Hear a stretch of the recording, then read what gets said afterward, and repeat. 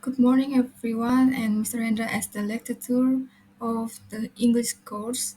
Allow us from Group A to present the material of Chapter 9 regarding noun clause. Previously, let me introduce the member, and the member is Dera Felicia, Najwa, Hilda, and Diva. Well, then we will enter into the material. To next slide. The first one is definition about noun clause. Noun clause actually have the same role as noun. However, in noun clause material you will learn about group of clauses. A clause is a group of words that is not a sentence. This clause acts as a noun or noun. And the role will be the same as a noun in general, but the context will be different. The speaker can describe the noun in a more general or even more specific form, depending on the meaning to be combined. Conjunction. Noun clauses are classified into four types according to the type of sentence, namely question, exclamation, request, and statement. First is question. The conjunction used is whether, or no, or if. The function of the clause is a sentence subject. The question is, can she drive the car? It sounds like this when it's noun clause. Whether she can drive the car doesn't concern me. P for object of the verb. The example is I really wonder whether she can drive the car. C. Prepositional object. We discuss about whether she can drive the car. D. Complementary object. My question is whether she can drive the car. 2. Exclamation. The conjunction used is the question word used in the sentence itself. The function of this clause is A for verb object. The exclamation is, what a handsome boy he is. The noun count is, I never realized that a handsome boy he is. 3. Request. The conjunction used that. The function of the clause is A for verb object. The example of request is, bring the map. So it sounds like this when it's noun clause. He suggested that I bring the map. 4. Statement. The conjunction used that. The function of this clause is as follows. A. Sentence subject. The examples for statement is like orang utan lives in Indonesia. This noun clause like the fact that orang utan lives in Indonesia is well known to all. B. For sentence object. My conclusion is that orang utans live in Indonesia. C. Sentence subject after it. It is well known to all that orang-utans lives in Indonesia. D. Positive. My conclusion is that orang-utan lives in Indonesia. E. Object of the verb. All people understand well that orang-utans live in Indonesia. A noun clause has four functions, as an object, subject, adverb, and fact. Now, let's break down the functions of a noun clause in English. A noun clause as an object.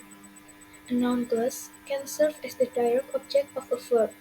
The formula of the noun clause as an object is whom or what plus subject plus verb plus adverb. It typically appears at the end of a sentence and receives action from the subject or verb. For example, I don't know when she will return. The noun clause when she will return functions as the object of the verb know. In the example above, the noun clause when she will return replaces the role of the noun and acts as the object in the sentence.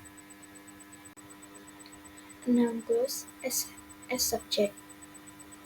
A noun clause can act as the subject of a sentence. It usually appears at the beginning of the sentence. The formula of the noun clause as an subject is who or what plus verb plus object plus adverb. For example, what she said was not true. The noun clause "what she said" functions as the subject. In the example above, the noun clause "what she said" replaces the role of a noun and forms a grammatical sentence. Thus, we can see that a noun clause can serve as the subject in a sentence. A noun clause as an adverb. A noun clause can serve as an adverb that provides additional information about a verb, adjective, or another adverb. This type of a noun clause answers questions such as how, when, where, and why. The subject plus verb plus object. For example, in spite of hard work, we failed. In this example, the noun clause "in spite of hard work" acts as an adverb explaining why we failed. The noun clause serves as an adverb, offering additional information about a specific situation or condition in a sentence. A noun clause as an fact. A noun clause can represent a statement of fact for a piece of information. It often starts with words like that, how, or a WH word, such as why, what, who, which, when, or where. The formula of the noun clause as an object is that or the fact that plus subject plus verb. For example, I know that it happened. Here, the noun clause "that it happened" serves as a fact. The noun clause provides factual information and contributes to the overall meaning of the sentence. Next is the noun clause summarization. Summarizing noun clause can be done in two ways. The first one is omitting. Omitting is a way of summarizing by removing conjunction. This method applies to the conjunction that and whether. Example, first, I know that his data is falsified. To I know his data is falsified. Second, I don't know whether I can come to class or not. To I don't know I can come to class or not. The second non-clause summarization is abridgment.